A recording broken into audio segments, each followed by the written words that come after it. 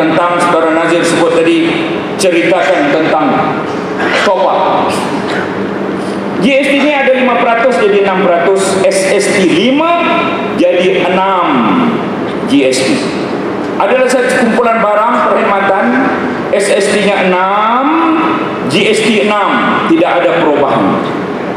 Ada satu lagi kumpulan barang, SST 10%, GST 6%, turun sepatutnya harga barang. 3 kumpulan utama barang.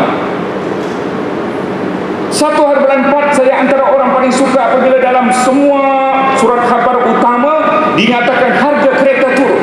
Kenapa harga kereta turun, saudara? Kerana SST untuk kereta ialah 10% sebelum itu, GST untuk kereta 6%, 10 turun kepada 6. Dulu 10, sekarang 6. Maka harga kereta turun. Adakah dulu 10 sekarang 6 itu hanya pada kereta? Tidak, saudara-saudari sekalian. Baju songkok sampailah ke samping dan kasut dulu 10, sekarang 6. Dulu 10% SST, sekarang 6% GST. Patut songkok sampai ke kasut turun harga. Kalau tidak turun bukan salah GST, tapi salah peniaga. Kita masuk dalam rumah kita, semua barangan yang tak boleh dimakan dalam rumah. Apa yang tidak boleh dimakan dalam rumah? Masuk ke rumah, tangga kayu dulu 10, sekarang 6. Zinc rumah dulu 10, sekarang 6. Tile rumah dulu 10, sekarang 6. Semua perabot dalam rumah dulu 10, sekarang 6. Semua barangan elektrik dalam rumah dulu 10, sekarang 6. Semua jenis kain dalam rumah dulu 10, sekarang 6. Apalagi yang tak boleh dimakan? Shampoo dulu 10, sekarang 6. Sikat rambut dulu 10, sekarang 6. Pinggan mangkuk dulu 10, sekarang 6. Pendek kata, saudara-saudara sekalian, apa yang ada dalam dewan ini yang tak boleh dimakan dulu 10, sekarang 6. Saudara-saudari lupa segala apa yang saya cakap, keluar daripada dewan, ingat dulu 10, sekarang 6. Asal jangan ditikam nombor 7 kolah.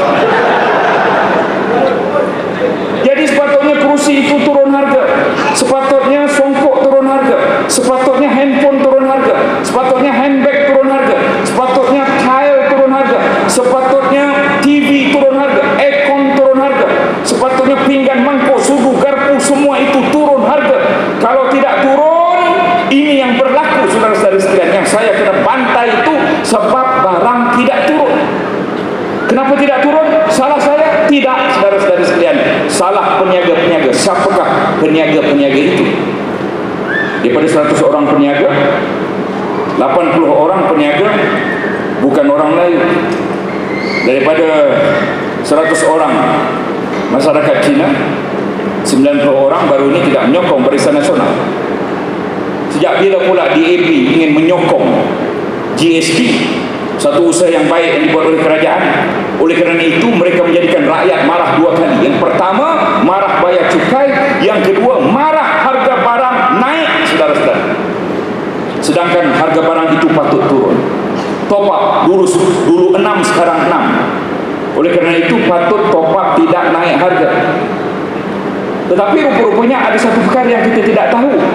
Top up SST yang 6% itu dulu dibayarkan oleh syarikat top up. Dan apabila GST berlaku, mereka tidak mahu bayarkan lagi. Ini rupanya fakta yang kita tidak tahu. Itu sebab RM5 jadi RM5 30 sen, itu sebab RM10 jadi RM10 6%. Namun Menteri KKMM dulu, Datuk Sabri Kip menyatakan bahawa dalam masa 6 bulan ada GST, namun harga akan diturun RM10 dan RM5. Kita menunggu 2-3 bulan lagi.